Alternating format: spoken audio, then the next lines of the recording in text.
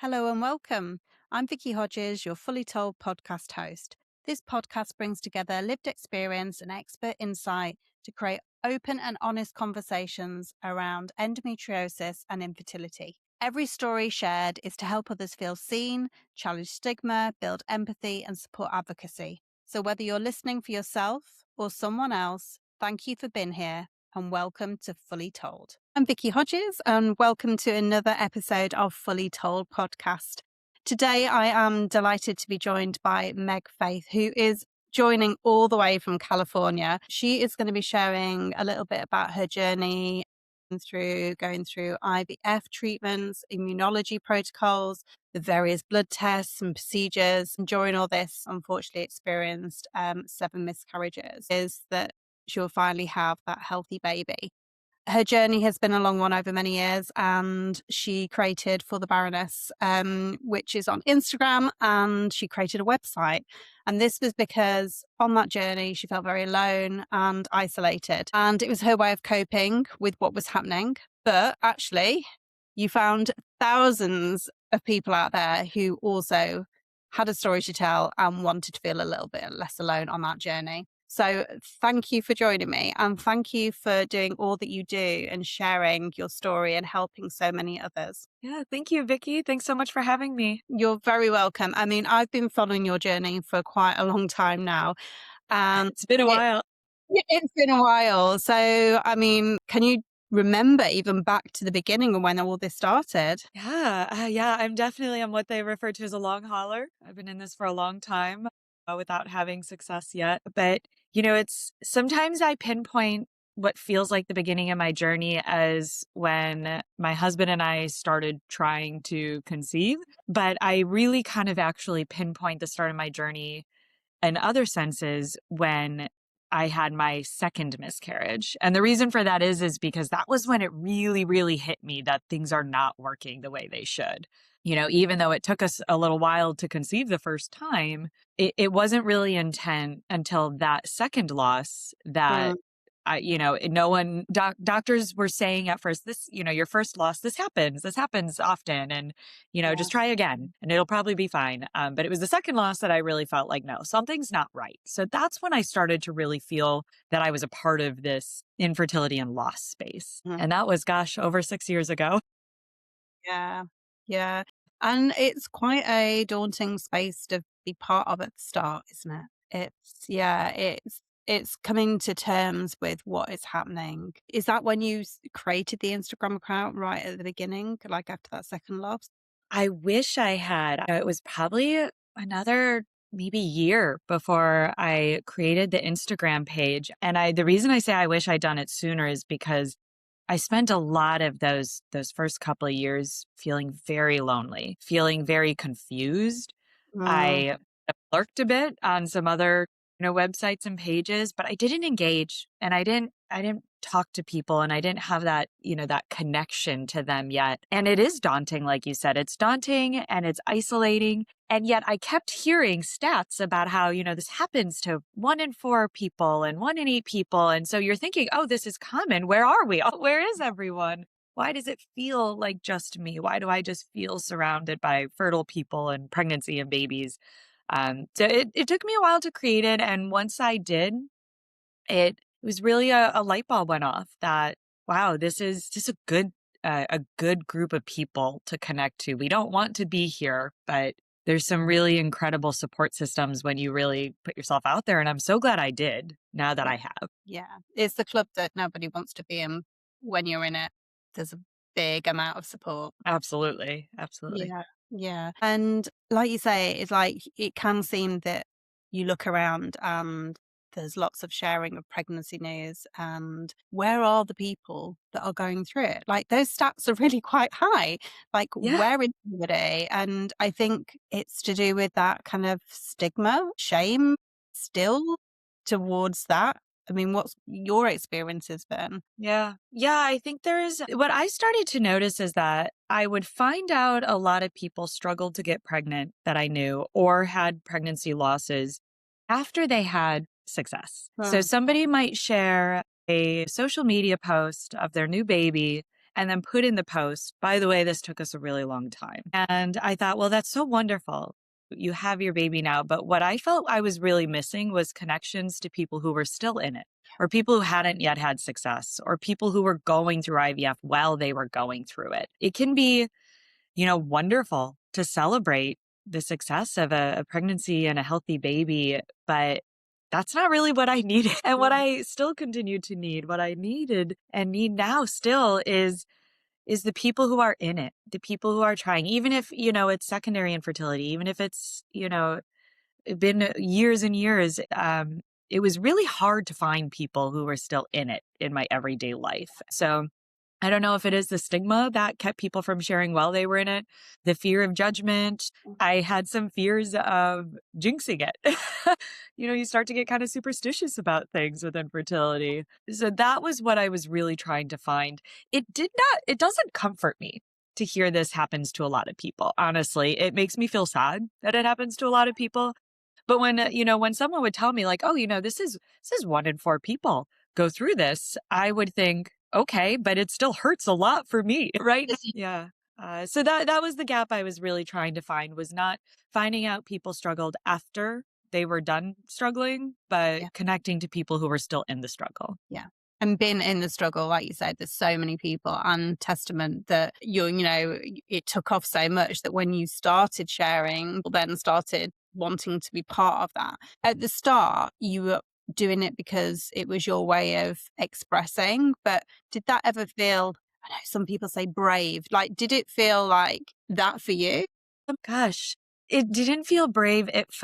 I felt so grateful. I still feel so grateful that people feel safe coming into my Instagram account, sharing their stories, sharing their heartaches and their trauma and their grief and their successes. I feel so grateful that this is a space that I've been a part of, that people feel comfortable being in, because we need that so much. And Mm. so when somebody DMs me that I've been chatting with or talking to or hearing from in this space for years, I recently had someone DM me and tell me they, after 4 years and so many rounds of IVF, were pregnant. And they said it in such a kind way. And they said, I want to share this with you because you've been a part of this. And I just thought, oh my goodness, this human being that I've never met in person, that lives across the world, wanted me to be a part of this news and this story. And so I couldn't believe it. And then on the flip side, hearing from people who tell me that I had someone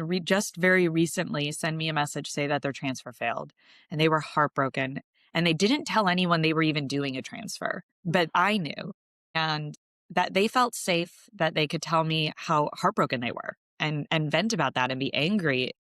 It was really profound to hear Yeah. that from. I'm just so grateful for that. Yeah, and I'm sure they're grateful as well. I think it takes someone very special to be able to hold that space for somebody else's grief, or celebrations when you yourself are going through it at the same time. People knowing that that safe space is there for them, it's obviously keeping people going through a lot of the hard times. And the fact that you've never met these people and you're the only one that they're sharing this with is testament to what you have created. Thank you. That's really kind of you to say.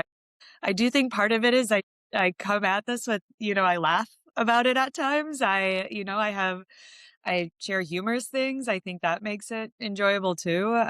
But I'm also very real. I talk about my endometriosis and some of the very gross side effects to that, and, Wow. rushing out of my car to use the bathroom in an emergency and things like that. And I think people also need to be reminded, like, this is a real thing we're going through, and those emotions are real too, even if it's laughing about it. I think, yeah, laughing, we have to have some humor along the way because there's so much, it can pull us down and with our mood.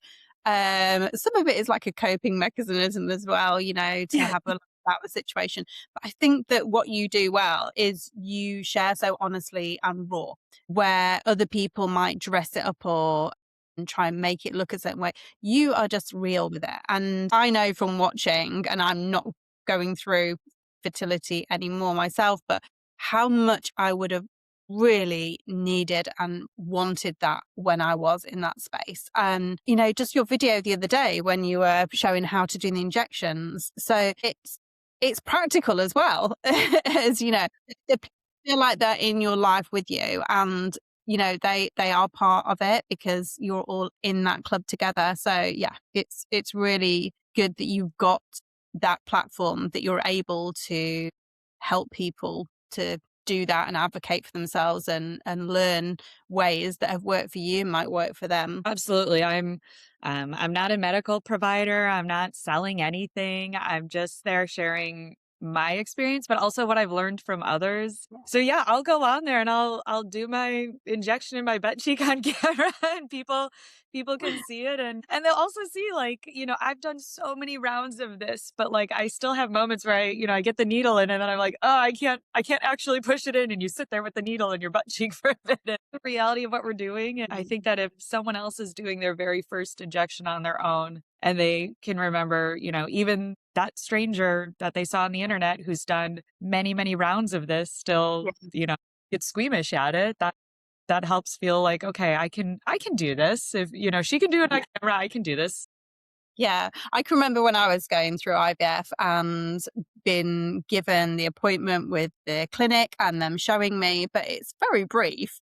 And then you go home, and because you're in that headspace, you've been so overwhelmed, a lot Mhm. of it I didn't really get home and go, I can't actually remember what they said.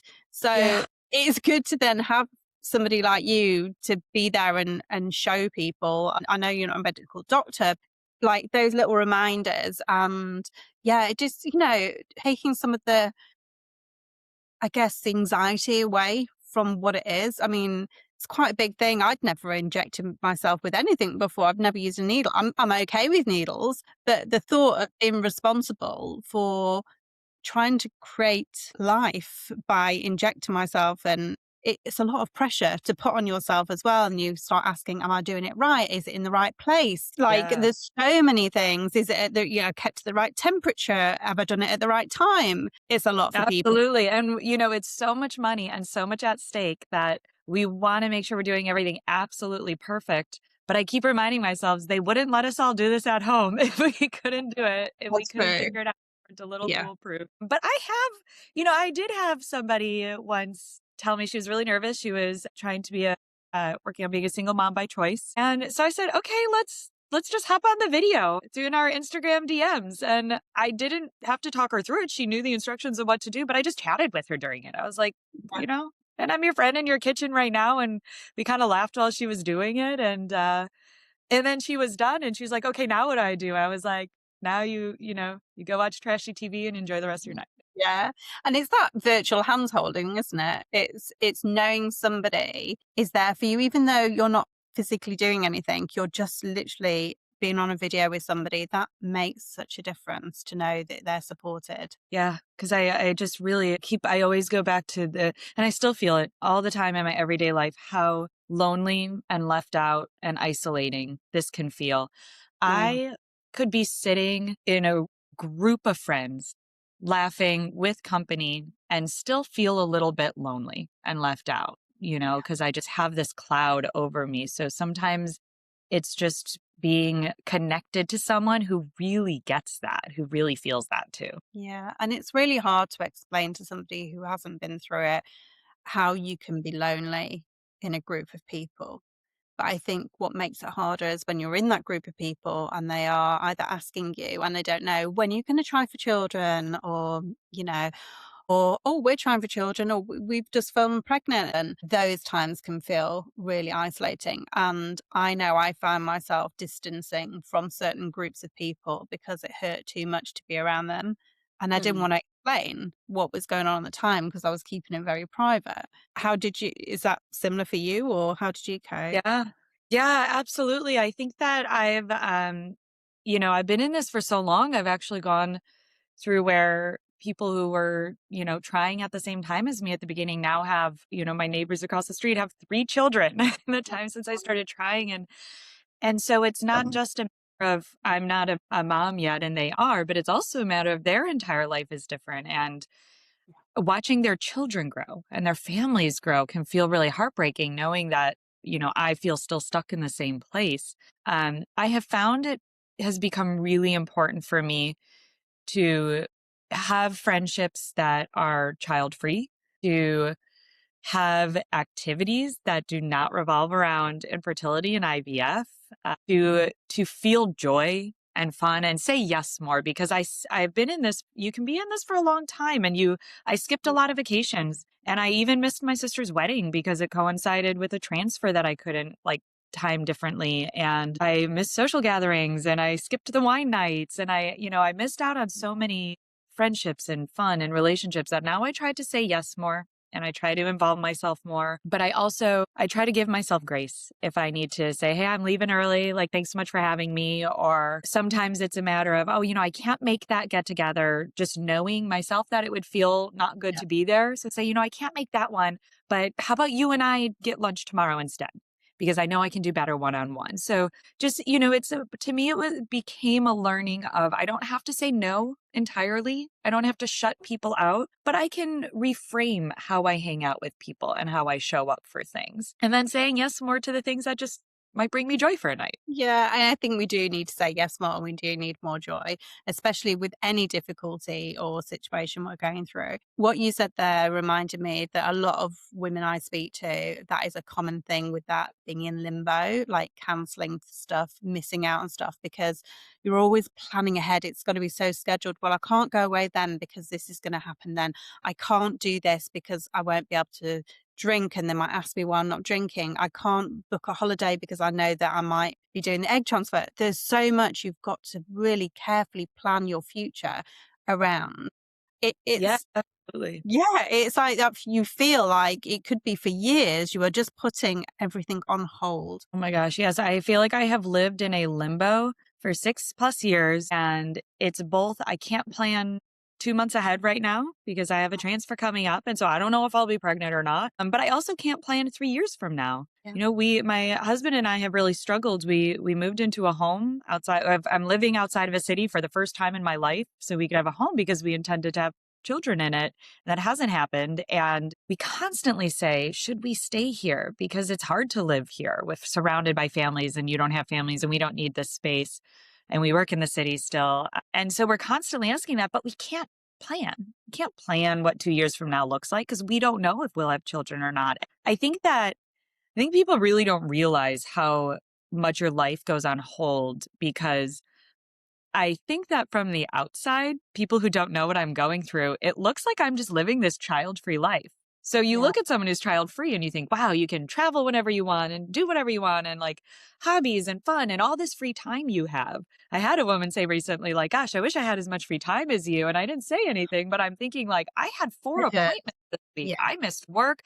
I miss appointments. I'm leaving this dinner early to do injections. I'm constantly doing research. Like, I don't have time for anything, but I also can't plan in advance a vacation. So it's not a child free by choice life. It is very different. It's all consuming. So I think that's a big misconception. I wish people understood better too. Yeah, I agree. There is a lot of misconception. And I know that you moved like to the suburbs and you've got the house and the dog, Rowena, is it that your dog? Yeah, she's the It's hard, like you say, like what do you do about moving or jobs or anything? It's hard to plan around a life of infertility and not knowing what's to come. And that control, the aspect of we control so much with the injections and the transfers and the medical appointments, but on the flip side, you really out of control with a lot of stuff as well. Absolutely. Yeah. I feel like I have no control and it's really frustrating. I am an ambitious person by nature. I put a lot into my career and my relationships and my life. So to be in a circumstance where effort doesn't equal outcome is Mm, really, really challenging. yeah. I would like to believe that if I put my all in this, which I do, I do the things I don't even always believe might make a difference. Eat the things and don't eat the things. I don't eat gluten and I'm cautious of environmental chemicals and I, uh, I do the acupuncture and I do all the extra things and then I do the medications and I do the research and I do the appointments. I do everything you're supposed to do. and it still might not result in success. It's infuriating is what it is. It makes me Yeah. very angry. I think it's Yeah, and rightly incredibly so. Yeah, and anybody going through that, has a right to that anger, to be like, "Why, when I'm doing absolutely everything I can to make this possible, is the control out of my hands?" Ugh, yeah. Yeah. So, the physical aspects of going through all this, I'm sure, have taken a toll. But what about the mental health side of things? How have you managed to cope over the years? I mean, definitely. The physical has even impacted my mental health. I had a recent therapy session where I just talked about how angry I was that my body has had to be altered so many times due to IVF and due to the pregnancy and then the pregnancy losses and like just shifting so much. And I see it in the mirror and I see it in how I feel and I don't sleep well. And all of that also impacts my mental health. But to speak to just mental health in general, I do see a therapist. I really, really recommend it. I recommend a therapist that specializes in infertility. You don't want to have to be teaching them about the process and the medications and everything when you're going through it. You want to just be able to say, like, oh, I started my progesterone, and they can say, okay, so how's this feeling about it? Because they know the side effects and they know the process. I think that getting a therapist, even when you don't think you need one, so that you Mm, have that foundation for the moments you do need one, can be really important. Like I might have weeks where I feel okay. And I'm like, maybe I don't need to see a therapist for a few months. But then when it hits me that I do, I'm glad we kept connected and kept yeah. in touch. I do get a lot of mental health benefits from my Instagram page, from talking to others, from being connected to others going through it. I think that I've done a good job of maintaining my algorithm to just be about this. And so a little bit books and heated rivalry, but mostly just this. And so it stays pretty contained to these messages and this community, which is very helpful. But I struggle too.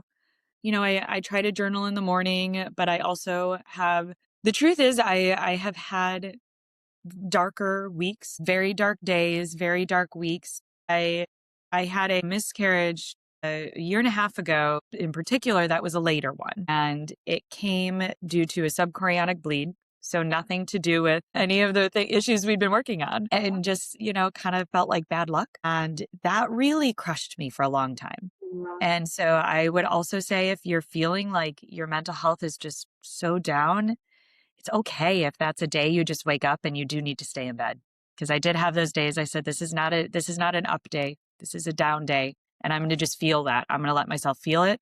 Because what I had to keep reminding myself is, well, today feels really, really terrible. I know it feels terrible because I have felt better days. And I will feel better days. I just need to allow myself to feel what I'm feeling right now. And so I said no to what I had obligated then and let myself feel that and let people take care of me. Let my husband take care of me, let people step in as needed. Yeah, I think that often people have asked me, how do you cope with it all? And the truth is I do have tools and I do work hard to cope with it, but some days I don't because we're human and it is actually completely okay if you're having a day or a phase or a moment where it just feels bad because the reality is this is just really bad. It's bad what we're going through. It's really terrible. Yeah, and that is really great advice to not push on, because we push on so much in many aspects of our life, especially with this. You just feel like you're on that conveyor belt of going through the motions, and some days are crap. And it's okay to go, I need support on this day. It's okay to stay in bed. It's okay to feel what I'm feeling.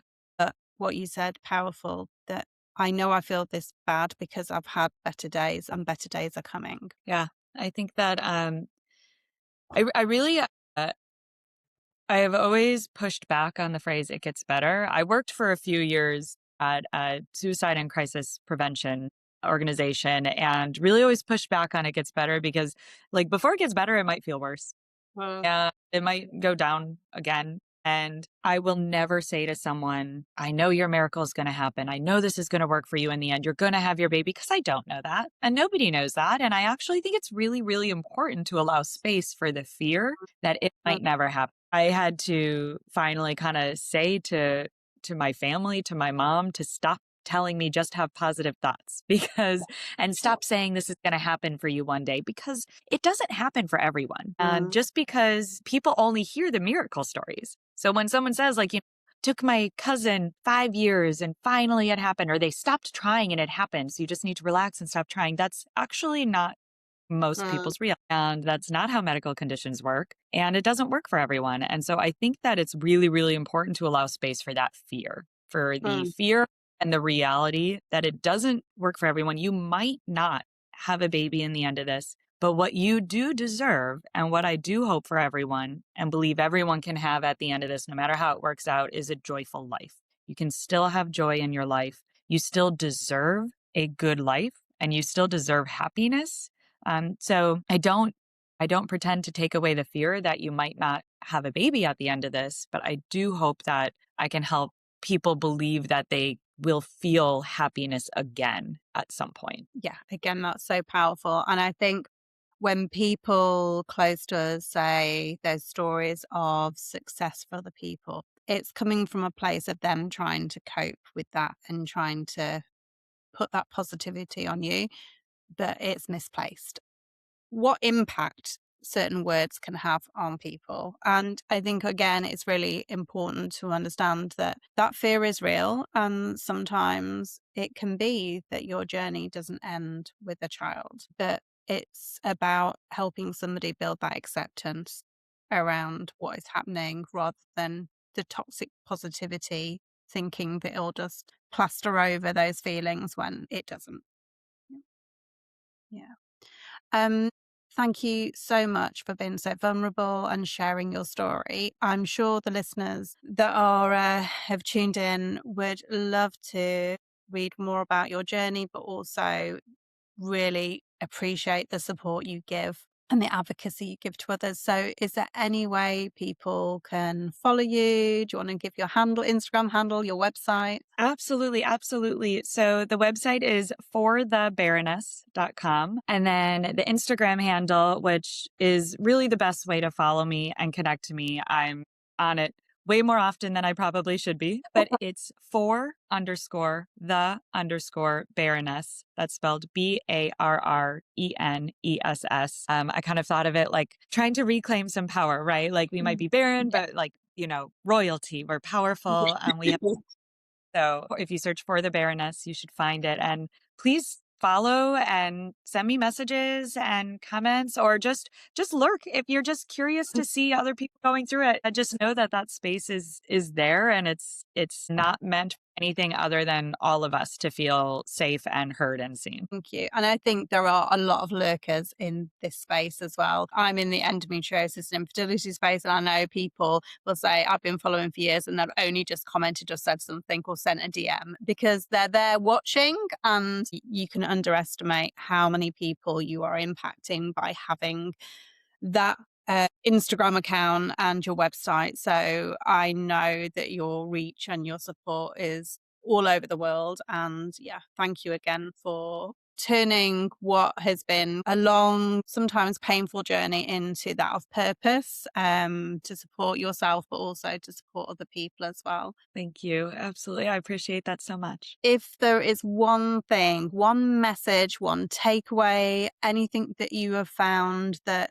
you wish you'd known earlier, or some words of wisdom for people listening today, what would that takeaway message be? Yeah, I think, my biggest takeaway, and someone who has, lived with endometriosis, so physical pain, but now living with this heartbreak of infertility and loss, my message would be you deserve to feel joy, even if it's just micro joy. And so if it seems absurd to feel that immense elation that you have felt in the past or that you want to feel, that's okay if that's too out of reach right now, but you still deserve to feel moments of joy, even if it's a cup of tea on a couch with a smutty book, or it's snuggling with your dog, or holding hands with somebody that you love and care about, just that, a laugh at a crazy joke. You really deserve to feel joy. And so I really encourage people throughout the day to look for micro joys, because big joys are hard to access right now, but micro joys, I believe, are how we get through this. I think there is something of whatever journey you're going on, infertility, endometriosis, or chronic illness, you kind of lose some of yourself, and in that some joy as well. So micro moments of joy it is, sometimes it seems unimaginable that you could ever find the joy that you found before, but find the new joy, find those micro moments of joy that work for you. Fantastic. Thank you so, so much. I will share all your links so people can follow you, go to your website, Instagram, and I hope people connect with you. I'll be continuing to watch all your stories. Thank you. All right. Take care of yourself. You too. Thanks. Thank you so much for listening to Fully Told. If you've got any questions or you'd like to share your own story, I would love to hear from you. Get in touch at hello@pausefully.co.uk. And if you've enjoyed this episode, please help me keep making a difference by giving the podcast a follow, share, or leave a comment.